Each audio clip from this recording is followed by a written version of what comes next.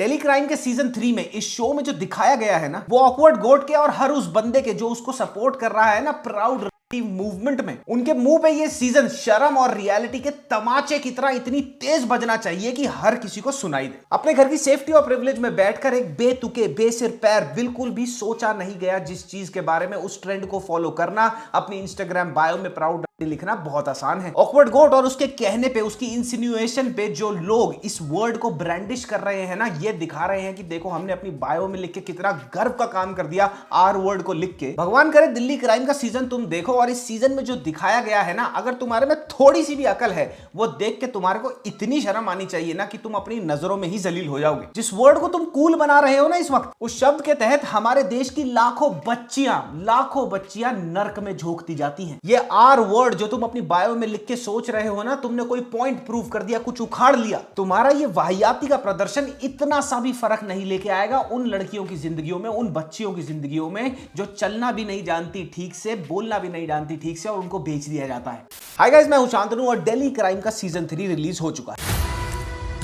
Now coincidentally Delhi crime का season 3 आता है और इस बार ये सीजन बात करता है about the extremely and hyper sensitive issue of female child trafficking for prostitution के बारे में। And at the very same time simultaneously Indian social media पे इस टाइम एक डीजेनरेट फीमेल इन्फ्लुएंसर के चलते एक ऐसी शर्मनाक मूवमेंट को, एक ऐसे शर्मनाक ट्रेंड को फ्यूल करा जा रहा है जो डिमेंटेड तो है ही, लेकिन कंप्लीटली ऑब्लिवियस और हाईली एक्सट्रीमली इनसेंसिटिव है towards the reality shown in Delhi crime season 3। आज आपको मैं दिल्ली क्राइम सीजन 3 का रिव्यू तो दूंगा ही, लेकिन साथ ही, और ये बहुत जरूरी है, मैं इस चीज पे भी एम्फसाइज करूंगा कि कैसे इस शो का कंटेंट इस सीजन में जो दिखाया गया है वो और ऑकवर्ड गोट के द्वारा चलाया गया ये डीजेनरेट ट्रेंड इंटरट्वाइन करता है, कनेक्टेड है बहुत ही डीप लेवल पे। So let me start this review by giving you a very important example. ये है गर्ल ए और ये है गर्ल बी, दोनों ही बच्चियां 14 से 15 साल की गलेबल टीनेजर्स। गर्ल ए एक प्रिविलेज्ड बैकग्राउंड से आती है, she lives in consistent safety, उसके कुछ सपने हैं, उसके कुछ महत्वाकांक्षाएं हैं जो शायद उसकी प्रिविलेज के चलते सक्षम भी हो जाए आगे जाके। गर्ल बी जब बेचारी 10 साल की हुई, इसको बेच दिया गया जिस्म फरोशी के नर्क में। सपने छोड़ो, प्रिविलेज छोड़ो, इसकी जिंदगी मौत से भी बदतर बना दी गई। अब गर्ल ए जिसके पास दुनिया भर की प्रिविलेज और एक्सपोजर है, एक इन्फ्लुएंसर की इन्फ्लुएंस के चलते अपने आप को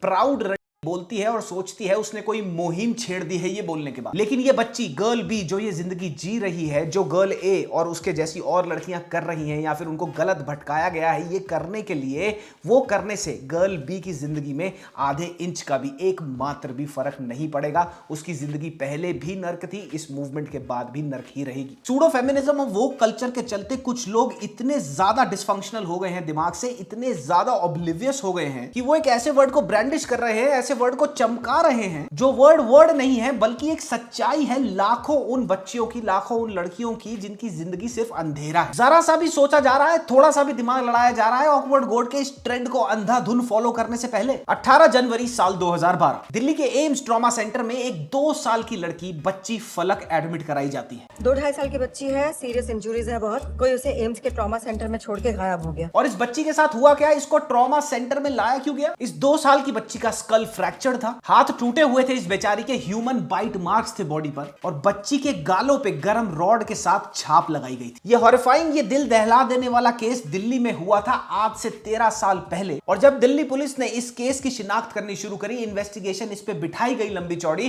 तो दरवाजे खुले उस दुनिया के जहां पे इंसानी भेष में रह रहे हैवानों के हाथ बच्चियों को बेचा जाता है, खरीदा जाता है जिस्म फरोशी के लिए। और दिल्ली क्राइम का सीजन 3 बेबी फलक के केस को और भी बहुत सारे फीमेल चाइल्ड ट्रैफिकिंग के केसेस को एक साथ जोड़ता है और पर्दे पर उतारता है बहुत ही आउटस्टैंडिंग, एब्सोल्युटली बेहतरीन तरीके से। एक शिपमेंट मिला है, 30 लड़कियां थी उसमें, दिल्ली ले जा रहे थे उन्हें। शो शुरू होता है, कहानी से आपकी इंट्रोडक्शन होगी, जैसे जैसे प्रेमिस वो बिल्ड करेंगे पहले 2-3 एपिसोड में आपका दिल बैठा जाएगा, एंड अगर आप पेरेंट है मेरी तरह तो आप रो पड़ेंगे। इस सीजन का स्क्रीन प्ले खाली आइसोलेशन में इस क्राइम के बारे में ही बात नहीं कर रहा, बल्कि वो डीपर डाइव करता है behind the psyche of the women who enable this trade first hand. वो औरतें जो खुद कभी बच्चियां थी, वो किस चलते, उनके साथ क्या हुआ ऐसा, उनकी जिंदगी में उन्होंने ऐसा क्या देखा कि वो इसी ट्रेड में आ गई और वही डीमन बन गई, वही शैतान बन गई जिनसे वो जूझी थी। उसकी माँ कौन है? मैं हूं ना उसकी माँ। स्क्रीन प्ले फंडामेंटल लेवल पे इस केस को बिल्कुल ही पिवट बना के रखता है, कहीं भी डिरेल नहीं होता, पकड़ के रखता है, but at the same time and extremely beautifully as a viewer of this show, as an audience of this show, आपको कंपेल करता है कि आप सोचो 10,000 चीजों के बारे में with every episode, her episode में जो चीजें दिखाई गई। 2 साल की बच्ची को अपनी जिंदगी के लिए लड़ता देख, वो बच्ची जिसको शब्द भी बोलने नहीं आते अपनी जिंदगी के लिए लड़ रही है, जब आप उसके शॉट्स देखोगे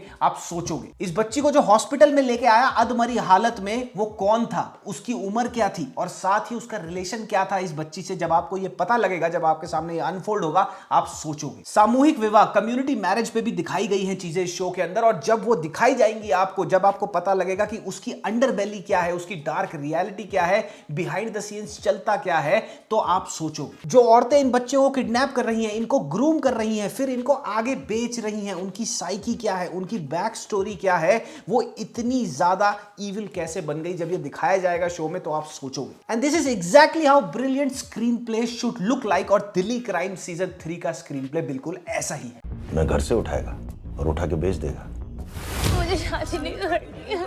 आप इस शो को डेड वॉच नहीं कर सकते, टीवी पे चल रहा है, साइड में हम अपना काम कर रहे हैं, ये आप कर ही नहीं सकते इस शो के साथ। ये शो अपने पहले 2 से 3 एपिसोड में आपकी अटेंशन डिमांड करेगा, और फिर ये कहानी आपको इतना कैप्टिवेट कर लेगी कि शायद आप कंपेल हो जाओगे इसको बिंज वॉच करने के लिए। 6 लंबे चौड़े एपिसोड है, लेकिन एक भी एपिसोड आपको बोर नहीं करेगा, एक भी एपिसोड में आपको ये नहीं लगेगा कि कहानी डिरेल हो रही है, आपको पकड़ के रखेगी कहानी। शो की कहानी आपको दिल्ली, बंबई, हरियाणा और साथ ही आसाम जैसी स्टेट्स में लेके जाएगी, और आपको बताएगी कि कैसे दिन दहाड़े ब्राइट डे लाइट में जिस्म फरोशी का ये धंधा चलता है हमारे देश में। तो एक पूरा नेक्सस है।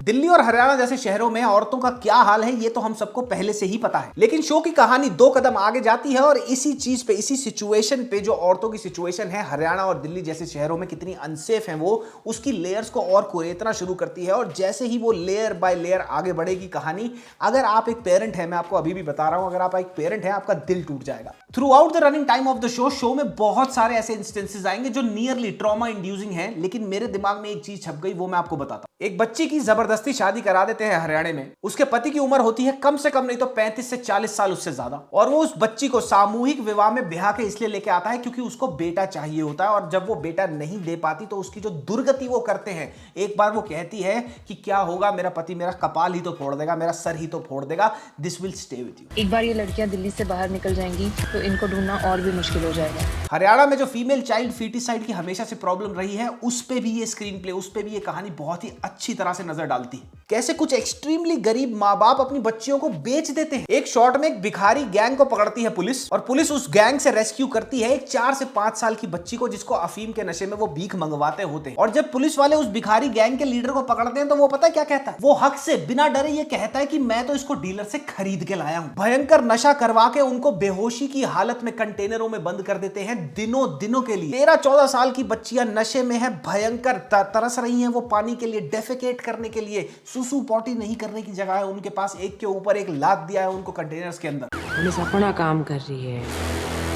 हम अपना। मेरी मत मानो, आप खुद जाके इस शो को देखो, और जब आप ये कहानी घटती देखोगे ना, और आपको पता होगा सबकॉन्शियसली कि ये असली रियल इवेंट्स पे आधारित है, और फिर जब आप इक्वेशन में लेके आओगे ऑकवर्ड गोट जैसे डिमेंटेड लोगों की I am proud to be a वाली मूवमेंट को, your blood will boil. I was actually very glad ये सोच के कि ये शो इस टाइम पे आया है जहां पे आपको ये शो एक रियल टाइम कंपैरिजन दिखा सकता है between the thought process and the reality of those women who come from the same society, लेकिन प्रिविलेज के बहुत ही स्पेक्ट्रम के 2 अलग किनारों पे एग्जिस्ट करती हैं। एक तरफ किसी भी कारणवश अपने आप को रंडी बोलने में, अपने आप को ब्रांडिश करने में कि मैं एक हूं, ये प्राउड महसूस कराया जा रहा है, और दूसरी तरफ कुछ ऐसी बच्चियां हैं जो रोज ये जिंदगी जीती हैं और रोज सुबह उठती हैं कि कब उनकी जिंदगी जल्द से जल्द खत्म हो जाए ताकि उनको ये जिंदगी और जीनी ना पड़े। दिल्ली क्राइम हमेशा से एक फीमेल लेड, एक फीमेल ओरिएंटेड शो रहा है, and I absolutely love that fact about it. और सीजन 3 में भी the pivot, the backbone and the soul of the entire show are the women cast of the show. Shefali Shah एक और बार prove कर देती हैं कि पूरे के पूरी फ्रेंचाइज में season 1, season 2, season 3 she is unmatched, unbeatable. We must pursue an investigation. Shefali का कैरेक्टर फेस कर रहा है इन सारी की सारी एट्रोसिटीज को, और साथ ही उनके कैरेक्टर की खुद की बेटी है जो डबल डाउन कर देता है इस फीलिंग पर, लेकिन उनका character is that of an officer. उनको ये करना है चाहे जितना बुरा लगे, चाहे जितना अच्छा लगे, चाहे जितना दिल टूटे, चाहे जितना दिमाग खराब हो, and Shefali has done every emotion, has conveyed every emotion spectacularly. सारी लड़कियों की प्रोफाइल्स बिल्कुल अलग अलग, इन्हें जॉब्स ऑफर किए गए। Huma Qureshi, I was least expecting her to be the USP, the MVP of this season. She plays the role of a madam. जिनको नहीं पता मैं बता देता हूं, लड़कियों को बेचने से पहले जहां ग्रूम करा जाता है वो एक मैडम ग्रूम करती है, वो पूरा का पूरा गिरोह चलाती है इनको इकट्ठा करने का। अरे लाडो रानी बड़ी सयानी। हुमा का कैरेक्टर जिस्म फरोशी की भट्टी में इस हद तक भुन चुका है, इस हद तक रम चुका है इस पूरे के पूरे रंग के अंदर कि उसमें कोई रिमोर्स ही नहीं है। हुमा का कैरेक्टर एक हरियाणवी लड़की का है और उन्होंने हरियाणवी भाषा पे जो पकड़ दिखाई है ना, बहुत अच्छी तो नहीं बोलूंगा लेकिन बहुत ही कमेंडेबल, बहुत ही एफर्टसम जॉब है वो। 24 घंटे के बाद से फिर सब नॉर्मल हो जाएगा। She looks the part and more importantly she will make you feel the part। Huma का कैरेक्टर इतना जबरदस्त है और इतनी बखूबी से इन्होंने प्ले किया है कि through out the run time of the show you would hate her character। रसिका दुग्गल जी भी आपको दोबारा देखने को मिलेंगी and just like every time fantabulous performance. उनकी कहानी में भी एक टच अपॉन करा गया है, कुछ थोड़ा पर्सनल, एक अलग टेंजेंट पे उनकी कहानी दिखाई जाती है। मुझे लग रहा था कि वो कहीं ना कहीं डिरेल ना कर दे कहानी को, लेकिन ऐसा बिल्कुल नहीं होता, सिर्फ टच अपॉन ही करा गया है। मैक्सिमम फिल्मों या शोज में क्या दिखाया जाता है, यही दिखाया जाता है कि पति पुलिस में है और काम इतना डिमांडिंग और कंज्यूमिंग है कि बात इस हद तक आ पहुंची है कि शादी खराब हो जाती है उस पुलिस वाले की। अब इसी सिचुएशन में रोल्स रिवर्स कर दो और शादी में पुलिस वाला बना दो बीवी को, और फिर क्या होता है, रसिका दुग्गल की कुछ यही कहानी देखने को मिलेगी आपको। जो बच्चियां हैं, जो चाइल्ड एक्ट्रेसेस हैं, क्या जबरदस्त काम किया है उन्होंने। राजेश तायलांग जी आपको दोबारा से अपना वही रोल रिप्राइज करते हुए दिखेंगे, हर बार की तरह जबरदस्त काम है। सयानी गुप्ता आपको एक बहुत ही अलग, बहुत ही अल्टरनेटिव रोल करते हुए दिखेंगी इस शो के अंदर। ज्यादा उनके डायलॉग्स नहीं है लेकिन उनकी प्रेजेंस बहुत ही बढ़िया है। She does add life to that role. गलत इंसान से पंगा ले रही हो। बहुत ही लंबी चौड़ी कास्ट है पूरे के पूरे शो की and hats off to everybody. सारी सपोर्टिंग कास्ट ने अपने रोल्स बहुत ही बढ़िया तरीके से निभाए। सच बताऊं तो सीजन 3 के साथ मेरा सबसे बड़ा एप्रीहेंशन पता है क्या था, कि ये ज्यादा इंटरनेशनल ऑडियंस को अपील करने के चक्कर में, ज्यादा ही इंटरनेशनल बनने के चक्कर में सीजन 2 वाला चौथ भंगड़ा ना कर। अगर आपको याद होगा तो सीजन 2 को इंटरनेशनली अपीलिंग बनाने के लिए 85% से ज्यादा इंग्लिश में कर दिया था। मेरे को याद है सीजन 2 देखते हुए मैं फ्रस्ट्रेट हो गया था एट अ पॉइंट कि भैया थोड़ी सी इंग्लिश हो गई, ऑफिसर लेवल पे इंग्लिश बोली जा रही है, यहां तो हर कोई ही इंग्लिश बोल रहा है कास्ट में। लेकिन सीजन 3 देखने के बाद I was relieved and glad eight the same time कि सीजन 3 के जो डायरेक्टर हैं तनुज चोपड़ा, उन्होंने ही सीजन 2 भी डायरेक्ट किया था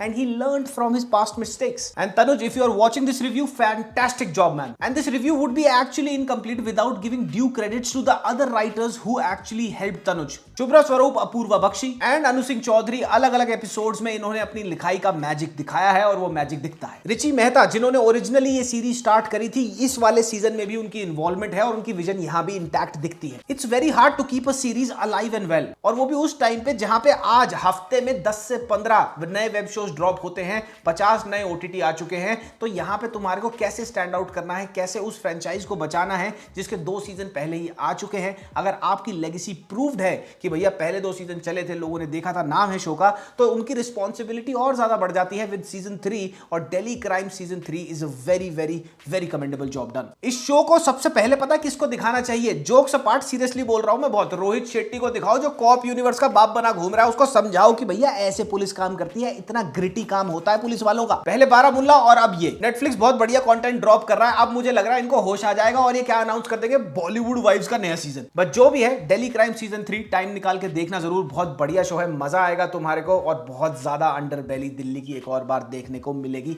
तब तक के लिए हम मिलते हैं अगली वीडियो में, जो होगा रिव्यू दे दे प्यार देगा। आई डोंट नो वो उसमें वो आ रहा है, वो छपरी सा रणवीर सिंह, जावेद जाफरी का लड़का। ठीक है, अब देखते हैं वो फिल्म कैसी होगी। तब तक के लिए मामा मियां लजान ने पप्पी, बाय बाय।